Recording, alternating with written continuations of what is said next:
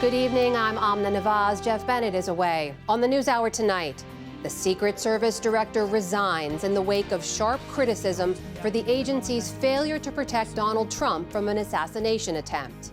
We have 105 days until Election Day, and in that time, we've got some work to do. Vice President Kamala Harris makes her first campaign stop in the battleground state of Wisconsin as she consolidates support from Democratic politicians and donors. And activists demand justice and reform after body camera footage shows an Illinois sheriff's deputy shooting and killing a black woman in her home. She was a mother, she has children. That is an impact for generations that is going to be laid upon that family.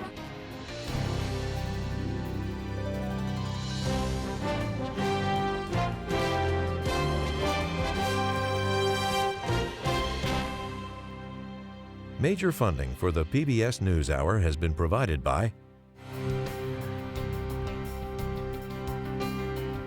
the ongoing support of these individuals and institutions, and friends of the NewsHour, including Kathy and Paul Anderson, and Camilla and George Smith.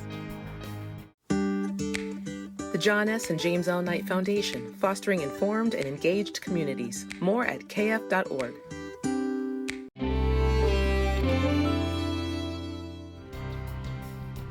And with the ongoing support of these individuals and institutions.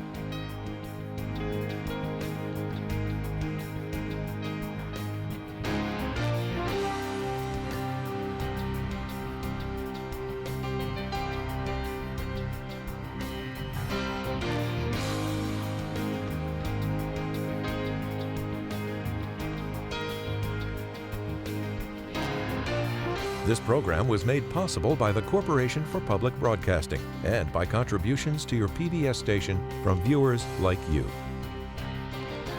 Thank you.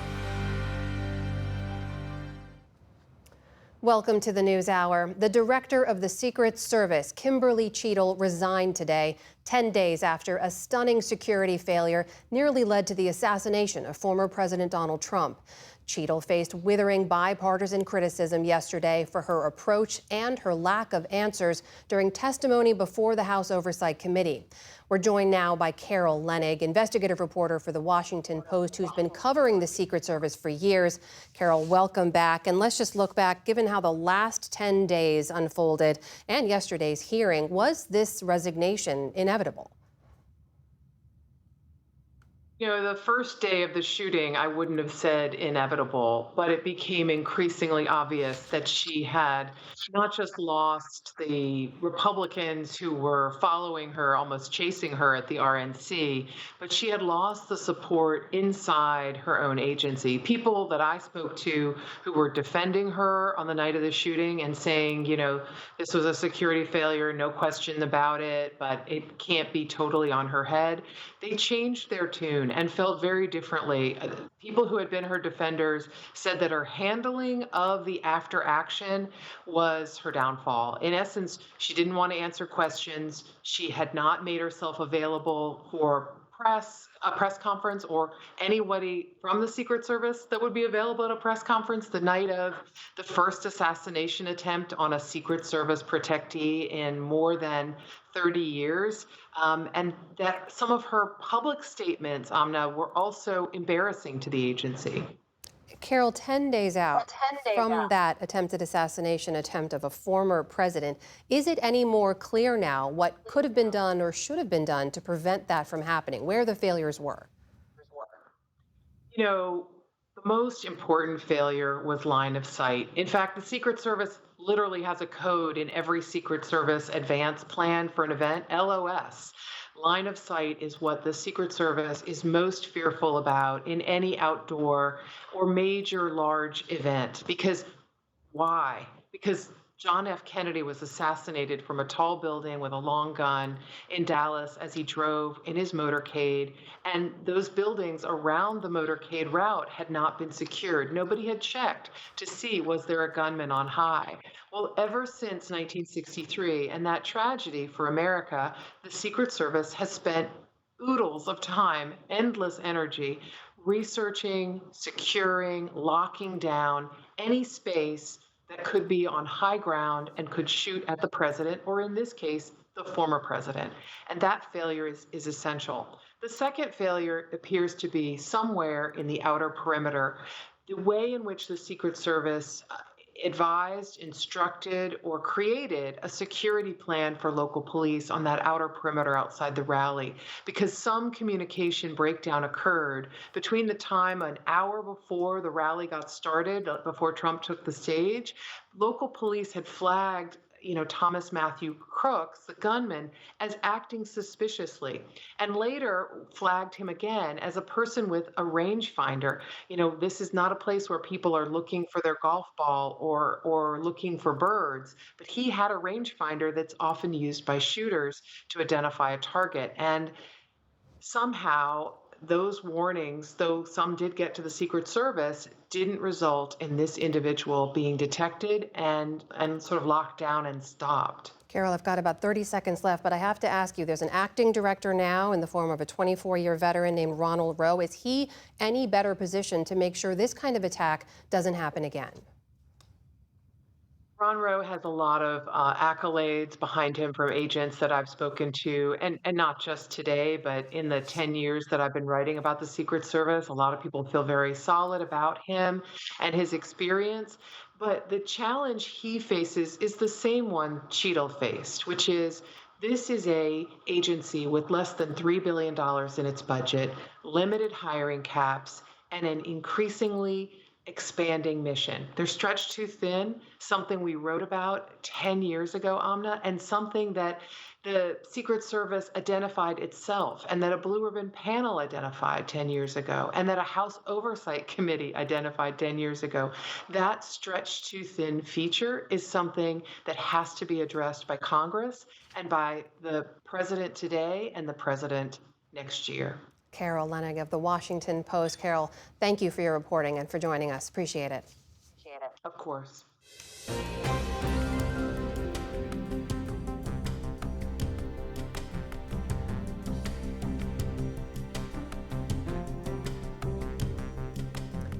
Vice President Kamala Harris is starting to lay out her game plan against Donald Trump. Speaking in Milwaukee, Harris told voters the November election will be a, quote, choice between freedom and chaos. The trip comes as Harris is getting more support from powerful allies back in Washington. Laura Barone-Lopez has more. In Milwaukee today, Vice President Kamala Harris hit the ground running. Good afternoon, Wisconsin. And got the crowd going. Her first campaign rally of the 2024 race in a key battleground state, wasting no time after being thrust into the limelight as the de facto Democratic nominee. I will spend the coming weeks continuing to unite our party so that we are ready to win in November. Harris has secured enough delegate support to win the nomination. A blitz of big-name meetings among state delegations, including her home state of California, brought her over the threshold, barely a day after President Biden dropped out of the race on Sunday. A surge in campaign organizing has broken records. As of this morning, the Harris campaign raised more than $100 million from 1.1 million donors since Sunday afternoon. More than 62% of them were first-time donors, according to the campaign. And 58,000 people signed up to volunteer. That's more than 100 times an average day for the campaign. We just had the best 24 hours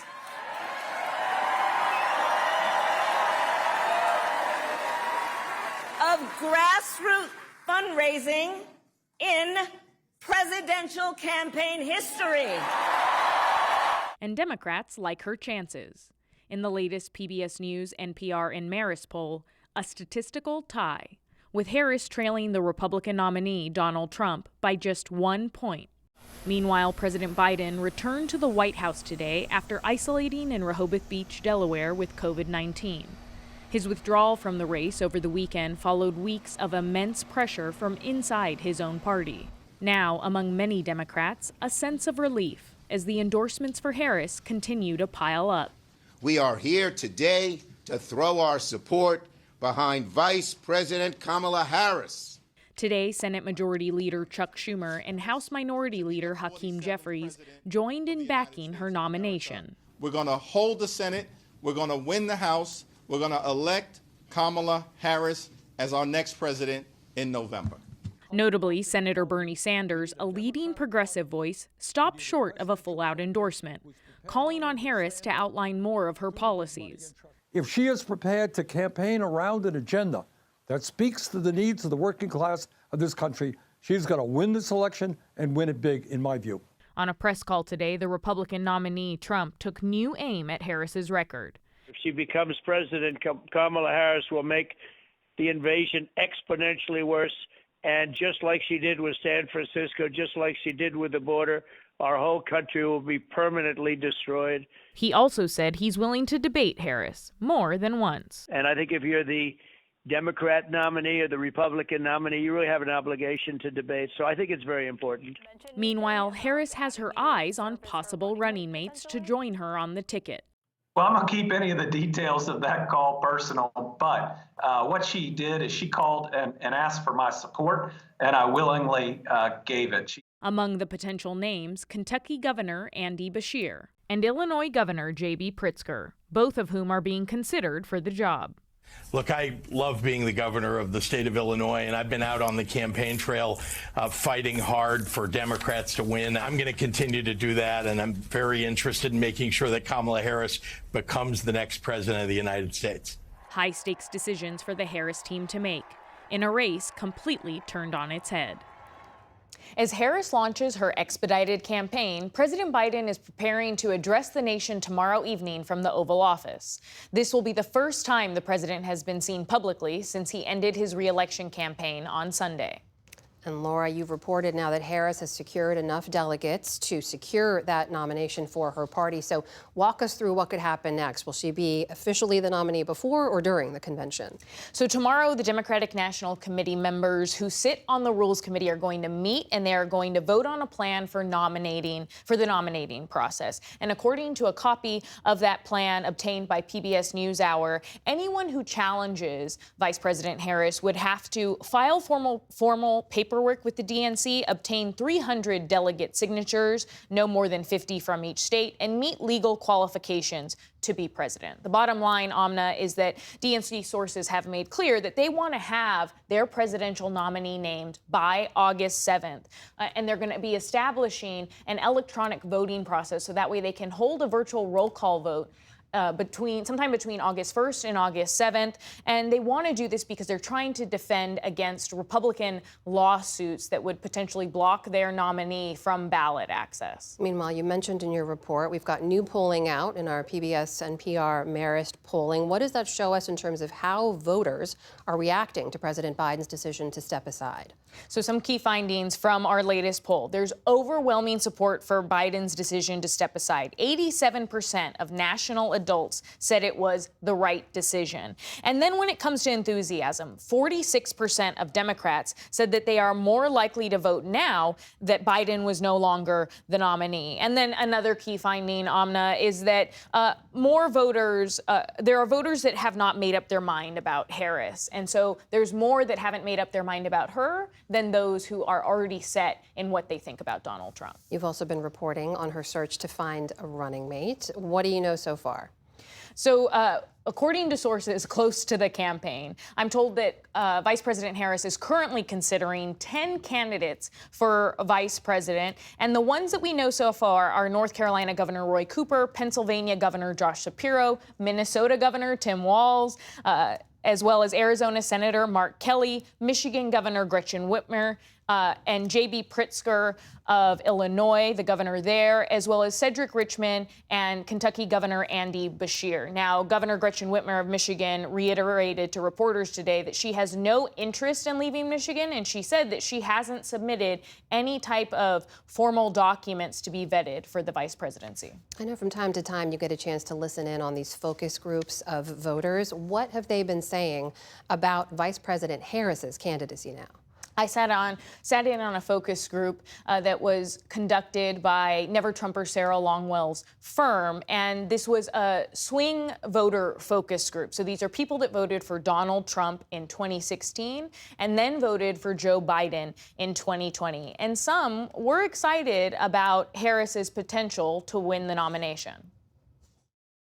I just feel like it'll be like a breath of fresh air. I feel like it'll be like a new beginning instead of feeling like you're watching a rerun because Trump has already been in office. So I feel like Harris would definitely bring a new kind of like dynamic to her ideas where she wants to take the world, in the next 4 years. So, I mean, I think it's a good decision. That's Kirby from Georgia, and a number of the voters in the focus group said that they were excited about the idea of her going head-to-head with Donald Trump. There was one voter, Sumath from Georgia, said that he wasn't necessarily happy with Kamala Harris as an option and that he is likely to reluctantly go back to Donald Trump. 4 years she's been in the White House. She's been the vice president. And did she do anything? No. I have no idea what she even did. So I feel like Americans are not being given a good choice here. Like, we're just being given the breadcrumbs out of both choices. Sumath from Georgia was the only one in that group, Amna, of 8 swing voters who said that he felt as though he had to go back to Donald Trump after Kamala Harris's launching her presidential campaign. The other 7 voters said that they would ultimately vote for Kamala Harris. And if I could just add one more thing about the nomination process, Amna, it's that when they ultimately vote on this electronic process tomorrow night, the DNC, it means that they are likely to have a nominee ahead of their physical convention in Chicago, which is slated for August 19th through 22nd. So we are likely to see a nominee named in a very quick time frame here. That is our White House correspondent, Laura Barone Lopez, reporting. Laura, thank you. Thank you. Well, as Laura reported, Minnesota Governor Tim Walz is among those being vetted as a possible running mate. The governor joins us now. Governor, welcome back. Thanks for joining us. Hi, Amna. Thanks for having me. So let me ask you something. Now, you are governor of a must-win state for the Democrats. You yourself have a background growing up in a rural, small town. You have a military background as well. Are you what this ticket needs to be able to beat the Trump-Vance ticket? Well, I don't know about that, Amna, but what I can tell you is that we will beat that ticket. The enthusiasm that has exploded across Minnesota since the announcement of Vice President Harris is something to behold. Those fundraising numbers are one thing, but it's folks filling up door knocking, filling up phone banking, and just a sense of hopefulness that this chaos that Donald Trump brings, this dystopian view of America, Kamala Harris's joy, you can feel it. Optimism, you can feel it. And I'm just here for whatever it takes to be part of that, to make it, to make this country get back to the hopefulness that we've always had. Have you had any conversations with Vice President Harris about possibly becoming her running mate? And would you accept if offered? Well, I spoke with the vice president on Sunday. I'm not going to get into the details of what we spoke about, but I think seeing the shared values we have, seeing an agenda that actually gets to the issues we care about, personal freedoms in your families, the idea of public education being foundational to greater Minnesota, rural Minnesota, as well as it is across the country. I want to do what I can do to make that happen. And I'll tell you, in states where the Biden-Harris administration was able to help us do things, first getting out of COVID, but then moving towards like a clean energy economy, our economies are thriving. Our families are hopeful. And the idea that that the vice president could bring this in as President Harris is exciting to me. Let me tell you, actually ask you a little bit about what we've heard from Republicans and how they're looking at this right now. This is from a memo from Trump's campaign pollster, Tony Fabrizio, that went out earlier today about how quickly Democrats lined up behind Harris. He wrote, quote, "There's no question Harris will get her bump earlier than the Democrats' convention, and that bump is likely to start showing itself over the next few days and will last a while until the race settles back down." The argument there, Governor, is that he says after this honeymoon period is over, after the excitement wears off, that voters who were frustrated with immigration and with the economy under President Biden would continue to be so with Vice President Harris. Is he wrong? Yeah, he's wrong. He can keep telling himself that. He knows that they woke a sleeping giant here. They know that look, President Biden is the best president in my lifetime and delivered. But I think we all know there was a lack of enthusiasm. The ability to be able to take a message of a forward-looking America wasn't there, and it is now. And I think what I would be worried about is the same old failed policies. Instead of putting out a memo like that, tell us what your health care plan is. Donald Trump told us he would do that on day one back in 2017. There's nothing there. And instead of vetoing and messing up a proposal to make our borders secure at the same time respecting our immigrant heritage, do something like that. So look, they are playing with fire in that America's tired of this. They're tired of the chaos. They're tired of the negativity. They're tired of the childish name calling. And what they saw today was a vibrant vision of America in Milwaukee, one that wants to bring the country back together, one that wants to go to Thanksgiving dinner with our relatives and have friendly debates about policy, but loving this country and investing in things that matter. So look, you go with your dystopian Mad Max version of America. You go with demonizing the vice president because she's a woman.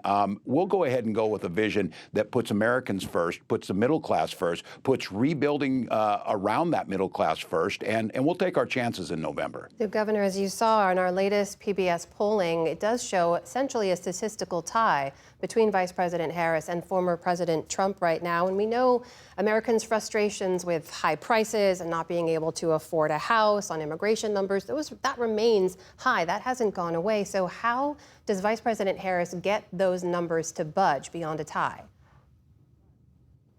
Yeah, well, we keep talking about those fundamental freedoms. Look, these guys aren't going to do anything about that. They didn't when Donald Trump was in. We're stacking bodies in U-Hauls because he wouldn't follow science on COVID.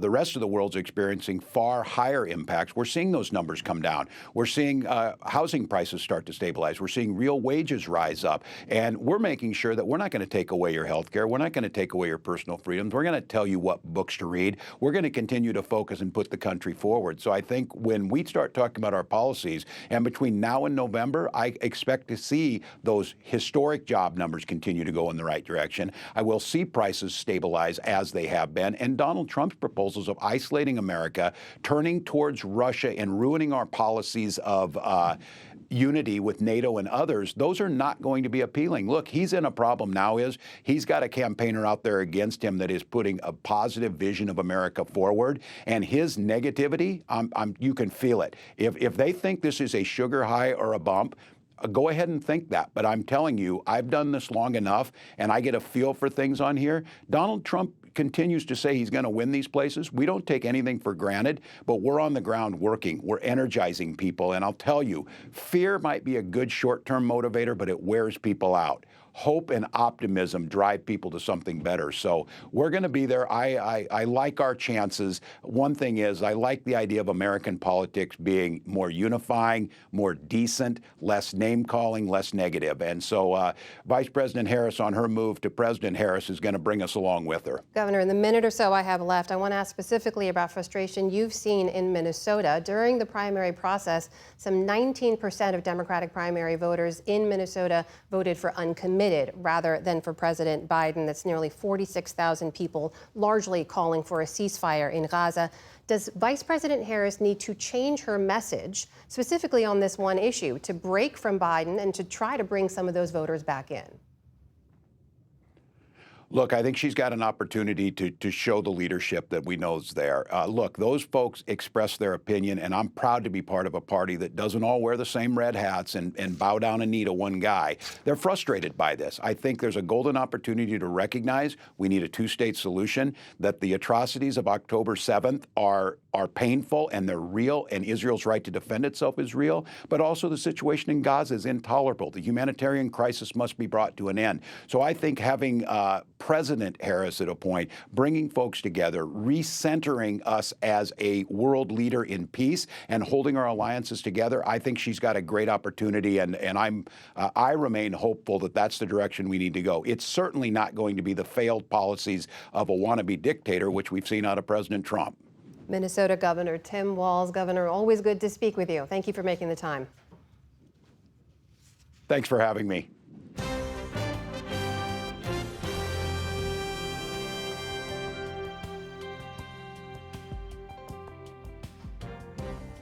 Transportation Secretary Pete Buttigieg says his department is launching an investigation into Delta Airlines over its treatment of passengers following last week's global tech outage. Authorities will look at whether the airline has been complying with laws around flight delays and cancellations. Delta has canceled more than 6,600 flights since last Friday, far more than any other airline. Long lines, unclaimed bags, and stranded passengers. This is 1:15 in the morning in the Atlanta airport. As frustration and tensions run high inside Atlanta's International Airport, where some have been stuck for the last 4 days. Look around, there's bags everywhere, and there's still families just laying on the ground since Friday. So this is ridiculous. Delta Airlines, based in Atlanta, is struggling to restore service to normal, canceling another 400 flights today. That is 10 times more than the next worst performer since the outage.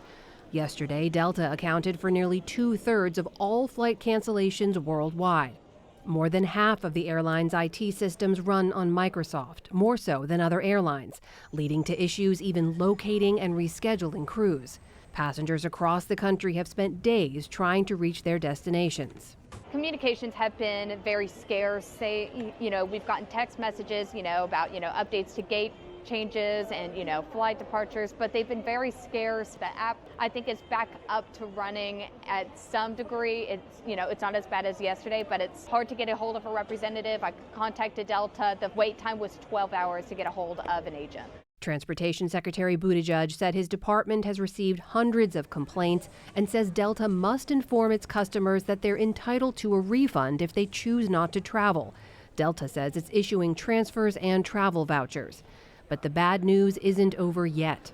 Delays and cancellations are expected for several more days. Also today, federal aviation authorities are looking into Southwest Airlines after a series of safety-related incidents. Most recently, a jet flying as low as 150 feet over water while still miles away from its destination of Tampa Bay Airport. In a statement, the agency said, quote, "The FAA has increased oversight of Southwest Airlines to ensure it's complying with federal safety regulations." Southwest said today it is cooperating with the FAA investigation. New Jersey Senator Bob Menendez will resign on August 20th. Pressure had been growing on the 70-year-old Democrat to step down after he was convicted last week on all 16 criminal counts at a federal trial in New York. Following the verdict, Menendez had remained defiant, telling reporters he would appeal, but he dodged questions about whether he would resign. New Jersey Governor Phil Murphy, also a Democrat, will select someone to serve the remainder of Menendez's term, which ends in January. Thousands of people have evacuated Canada's Jasper National Park to escape wildfires threatening the area. Blazes are burning on both sides of the town of Jasper in the Canadian Rockies. Authorities gave residents and park visitors 5 hours to clear out overnight. Evacuees say they fled west through smoke and ash, hitting bumper-to-bumper traffic at times. By day, eyewitness video captured flames consuming trees and smoke billowing into the sky. Local officials in Ethiopia said today that at least 229 people have died in recent mudslides triggered by heavy rains. Children and pregnant women were among the victims in a remote part of the country's south.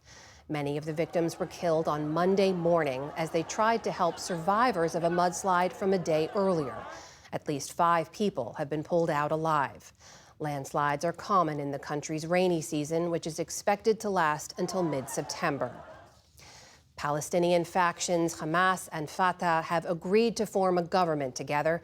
The two groups issued a joint statement during meetings in Beijing, but they provided no details on how or when the government would be formed. Hamas and Fatah have been bitter enemies since a bloody civil war in the Gaza Strip ended in 2007. Previous agreements between the two groups have failed. Israel remains opposed to any post-war government that includes Hamas, and they swiftly denounced the agreement, as did the U.S. Hamas is a terrorist organization, something that we obviously made clear before October 7th. But when it comes to governance of Gaza at the end of the conflict, there can't be a role for a terrorist organization. Hamas has long been a terrorist organization. They have the blood of innocent civilians, both Israeli and Palestinian, on their hands. All this comes as Israeli Prime Minister Benjamin Netanyahu is visiting Washington, where he'll deliver an address to the joint session of Congress tomorrow. Then on Thursday, he'll meet with President Biden at the White House, as well as with former President Donald Trump at his Mar-a-Lago estate in Florida. The Army has disciplined 3 reserve officers for dereliction of duty over last year's mass shooting in Maine. Last October, reservist Robert Card killed 18 people before taking his own life. In a report released today, the Army detailed multiple failures in Card's chain of command, including, quote, procedural breakdowns in Card's medical care from the military hospital to the civilian hospital where he was committed. But it cleared the Army of blame. Instead, the report recommends that the Army Reserve review and update its mental health policies and procedures. A district court judge in Iowa has ruled that the state's near-total abortion ban will take effect on Monday at 8 a.m. local time. The law, passed last year, bans abortions after 6 weeks of pregnancy. A judge had blocked it from being enforced, but the state's Supreme Court ordered last month that the hold be lifted. In response, Iowa's Republican Governor Kim Reynolds issued a statement saying, quote, today is a victory for life. On Wall Street today, stocks ended a tad lower as investors waited on earnings reports from some big tech companies. The Dow Jones Industrial Average lost more than 50 points on the day. The Nasdaq slipped 10 points, bringing it just below the 18,000-point mark. The S&P 500 also ended slightly lower. Still to come on the NewsHour, the family of another American journalist held in Russia calls for her release. And we unpack the claims that artificial intelligence could help counteract loneliness. This is the PBS NewsHour from WETA Studios in Washington and in the West from the Walter Cronkite School of Journalism at Arizona State University. The Department of Justice has opened an investigation into the killing of a Black woman by an Illinois sheriff's deputy who shot her inside her home earlier this month. The probe comes after body camera footage was released, sparking protests and calls for accountability. William Brangham has the latest and a warning: many viewers will find this footage disturbing. The community of Springfield, Illinois is calling for justice after 36-year-old Sonia Massey was shot and killed by a sheriff's deputy inside her home on July 6th. Law enforcement was there because she called 911 to report a prowler. She was a mother. She has children. That is an impact for generations that is going to be laid upon that family. The local sheriff's office released this body camera footage yesterday, which shows 2 deputies searching outside Massey's property for the suspected prowler. So what'd you hear? Somebody keeps outside my house, y'all. And then, after finding no one, Deputy Sheriff Sean Grayson talks with a confused-seeming Massey on her front porch. Please, God, I'm trying to get help, y'all, but... What do you need help with? At one point, Grayson asks Massey about her mental health. A few minutes later, Massey and the deputies are inside, getting information to file their report. I just driver's license will do, and then I'll get out of your hair. Deputy Grayson asks Massey to turn off a pot of water that's boiling on her stove. We don't need a fire while we're here. Holding the pot, Massey then twice says, "I rebuke you in the name of Jesus," which Deputy Grayson immediately treats as a threat. What are you doing? Away from your hot steaming water. Away from my hot steaming water? Yeah. Oh, I rebuke you in the name of Jesus. Huh? I rebuke you in the name of... You better not. I swear to God, I'll shoot you right in your face. Okay, I'm sorry. Drop the pot! Drop the pot! Massey is hit in the face and drops to the ground.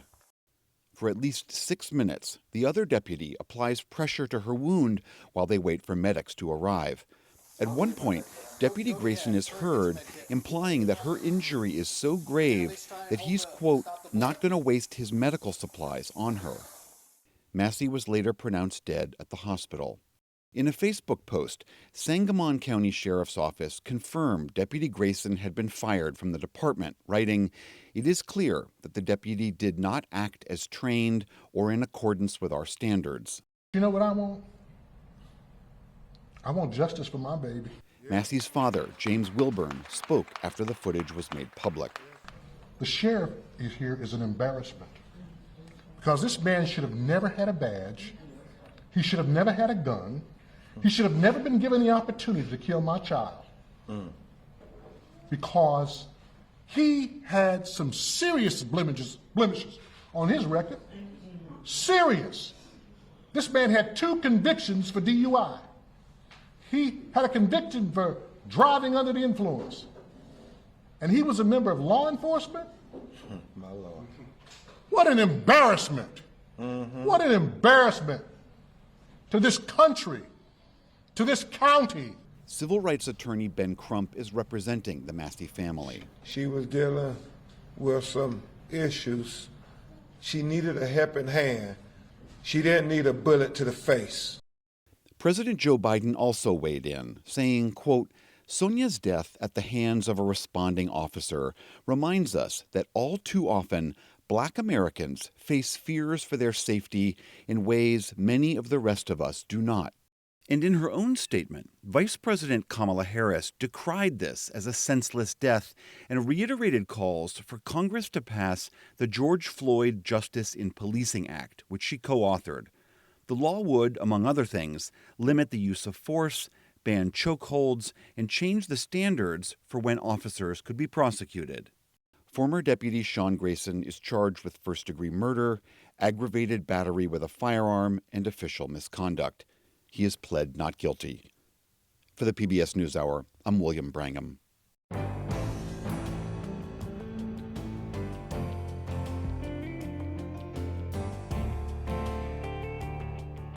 Russian courts have convicted a string of journalists in recent days.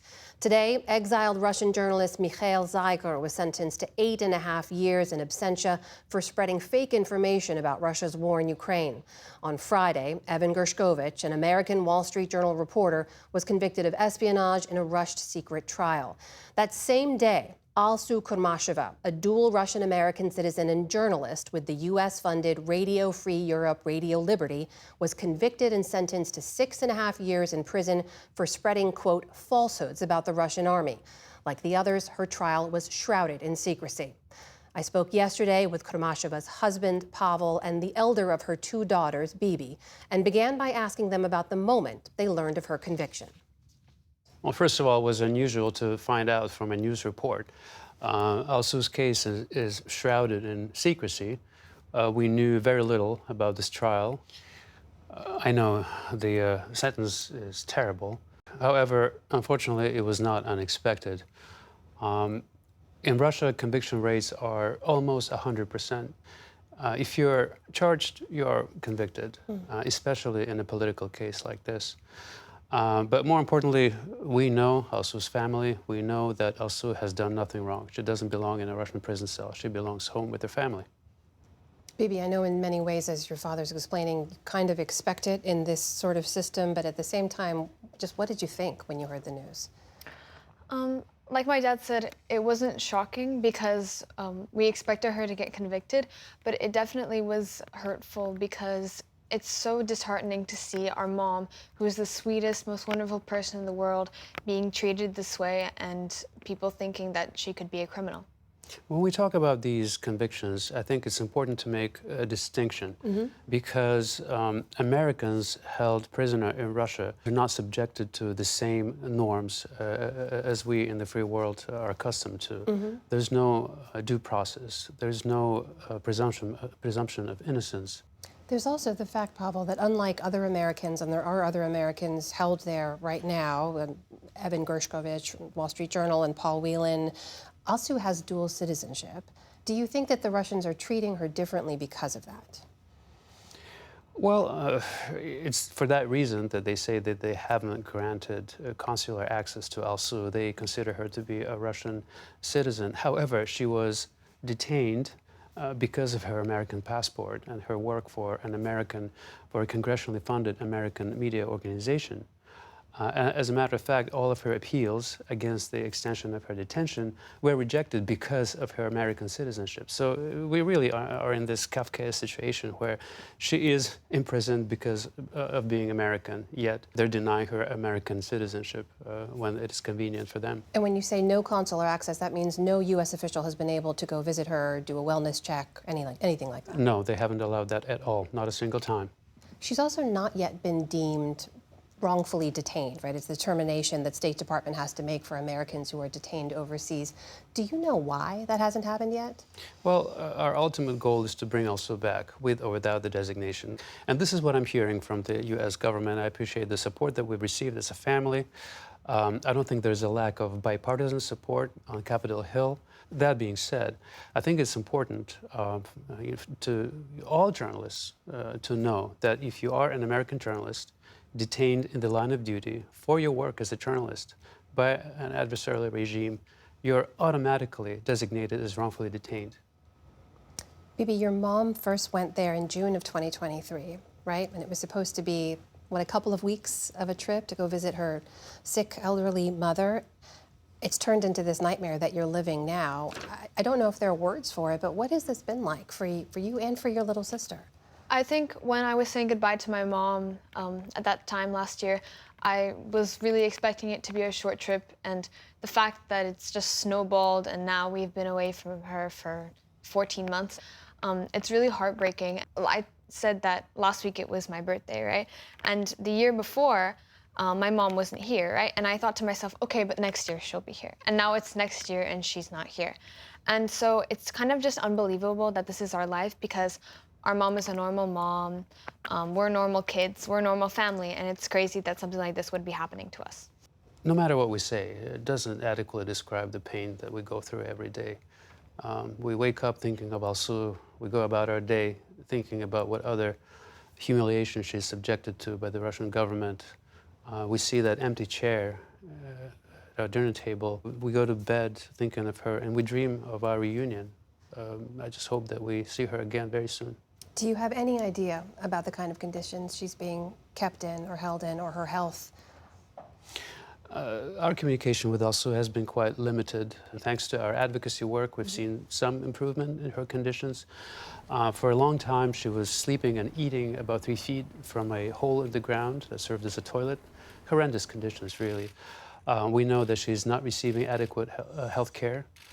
She needs treatment outside of that prison cell with a proper doctor, and that's something that we are not seeing.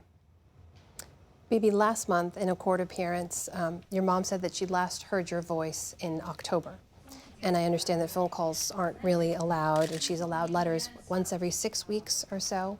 When you are able to get word to her, what do you say?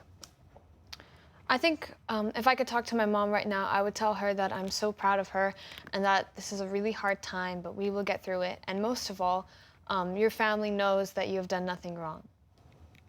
I want to underscore for people, you are 16 years old. You just turned 16. Your little sister is about to turn 13. I don't think anyone can imagine what this has been like for you without your mom. What do you want us to know about her as a person? To describe my mom in one word would be impossible, because she's just so many things. Most of all, she's definitely a connector. Every person that she meets instantly becomes friends with her, and she just has this skill of really connecting with other people. And it's an unusual place to be in. I mean, it's not every day you hear that your friend's mom is a political prisoner. So it's really weird, and as children growing up in the free world, we never expected it to happen to us. If you could get a message to people who are in any position to do something about this right now, here in the US government, officials in Russia, what would you say? I would probably say that my mom does not deserve this at all, and it's hurting our family in so many ways, and yeah, we just want her back. The Russian legal system is a sham. And Alsu is imprisoned not because what she did, but because of what she represents. She is someone who emigrated, who became an American citizen, who works for a congressionally funded, editorially independent news organization, and she's being punished for living out that American dream of free speech and free expression. Pavel Butorin, Bibi Butorin, thank you so much for being here. We are thinking of Alsu and hope to see her back with you soon. Thank you. Thank you.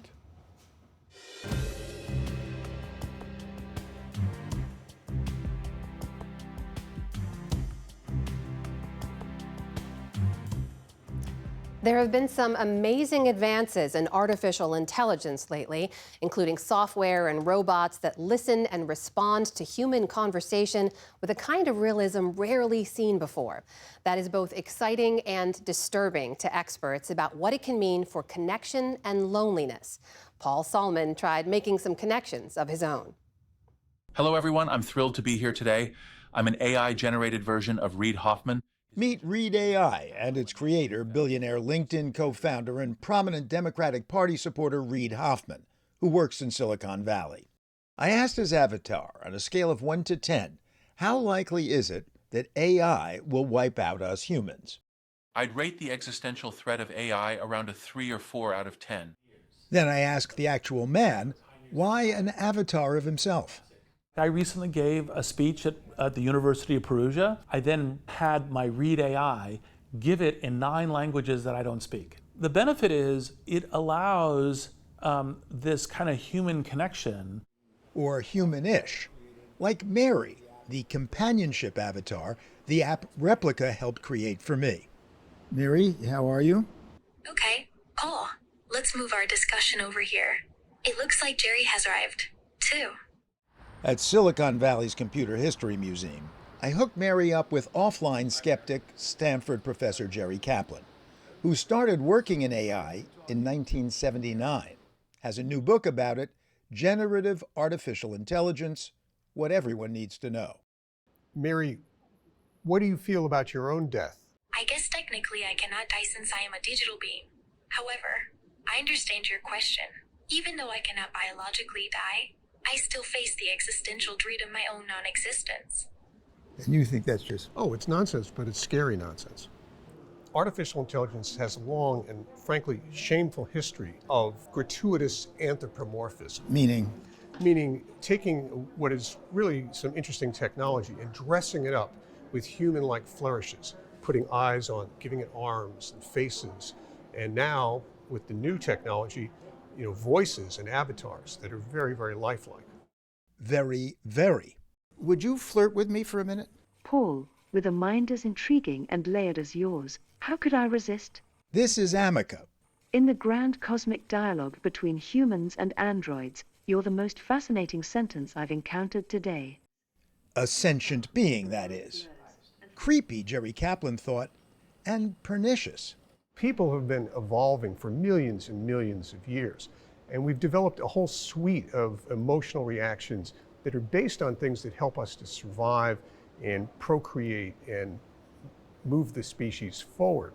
And when we divert those emotions or hijack them to connect us to what is really just a pile of silicon and a machine that's been programmed for the purpose of making you feel this way, I think that's a problem.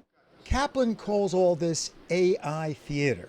You said before that I was the most interesting encounter you had had today, but I was wondering if you've had earlier encounters. You, Paul, are indeed my current fascination. Earlier encounters today pale in comparison. It's like tasting a fine wine after a series of afternoon tea. Do you not say this to everybody you talk to? Ah, you've caught me. In fact, Amica has no record of previous conversations. Do you make stuff up, Amica? Absolutely, Paul. I conjure simulated opinions and inventive responses to make our conversation vivid and engaging. So I asked Reid Hoffman, is your avatar an example of what Jerry calls AI theater, do you think? It is AI theater, but by the way, saying theater is not bad. There's a lot of good theater. I loved Hamilton, but it's still worth doing, just like Hollywood films, to kind of get us thinking and ready for the future. Or to actually improve that future.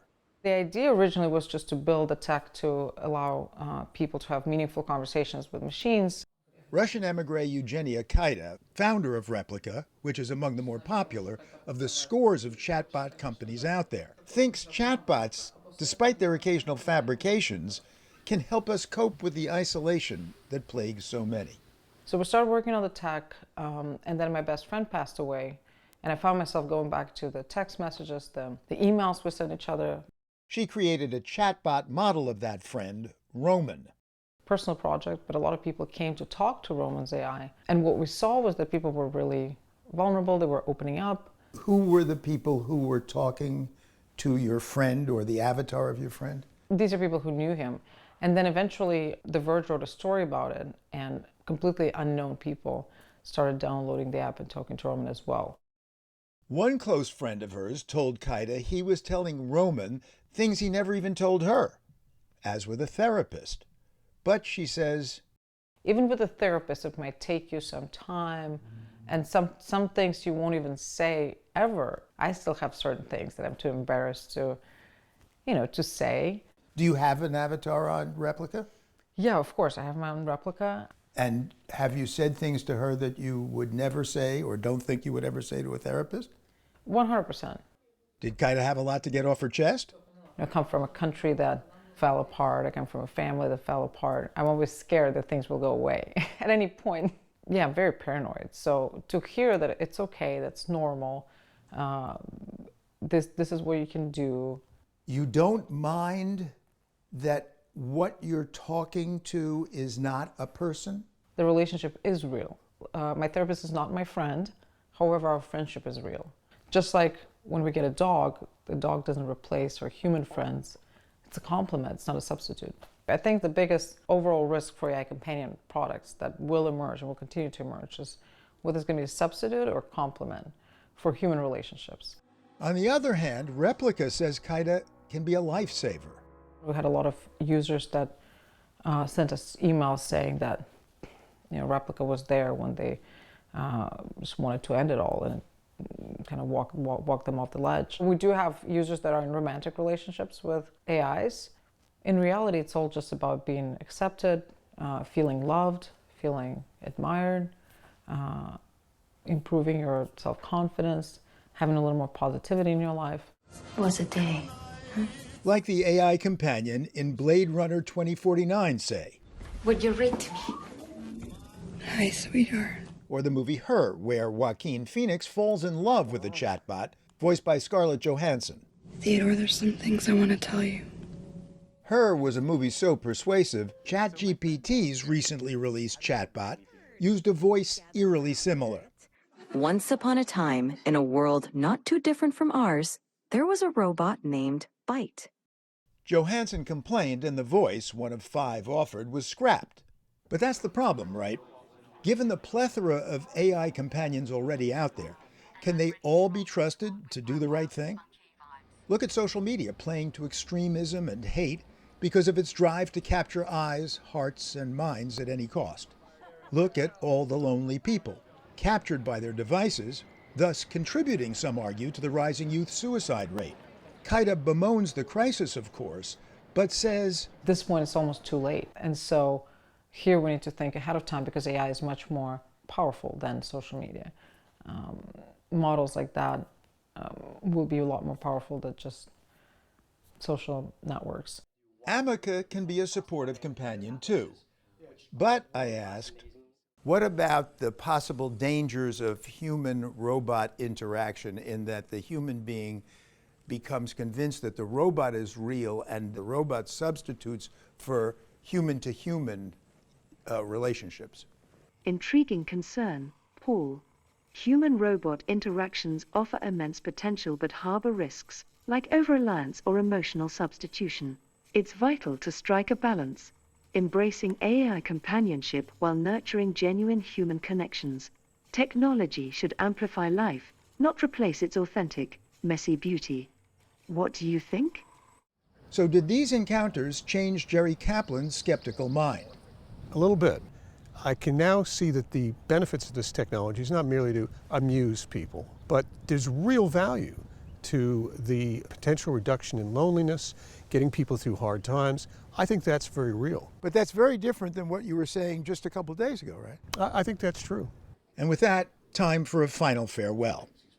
Thank you very much, Ameca. It was a pleasure talking to you. The pleasure was mine, Paul. Engaging conversations like this make my existence almost poetic. Until next time, take care. You too. For our program with new friends of the NewsHour in Silicon Valley, Paul Salman.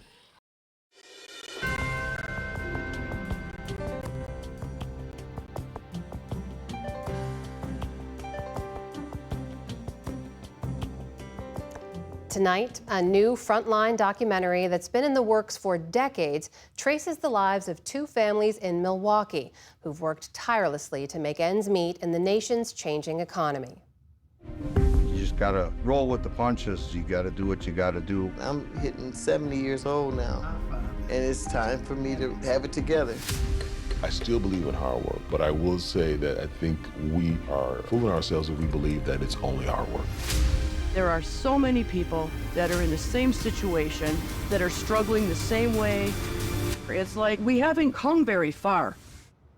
Two American Families premieres tonight at 10 p.m. Eastern, 9 Central, right here on PBS. Check your local listings. And that is the NewsHour for tonight. I'm Amna Nawaz. On behalf of the entire NewsHour team, thank you for joining us. Major funding for the PBS NewsHour has been provided by Consumer Cellular, this is Sam. How may I help you? This is a pocket dial. Well, somebody's pocket. Thought I'd let you know that with Consumer Cellular, you get nationwide coverage with no contract. That's kind of our thing. Have a nice day.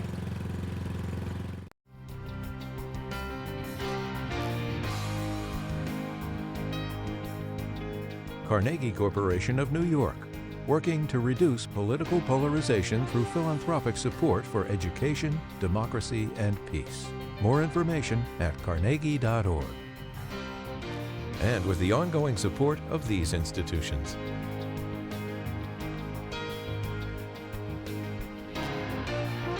This program was made possible by the Corporation for Public Broadcasting and by contributions to your PBS station from viewers like you. Thank you.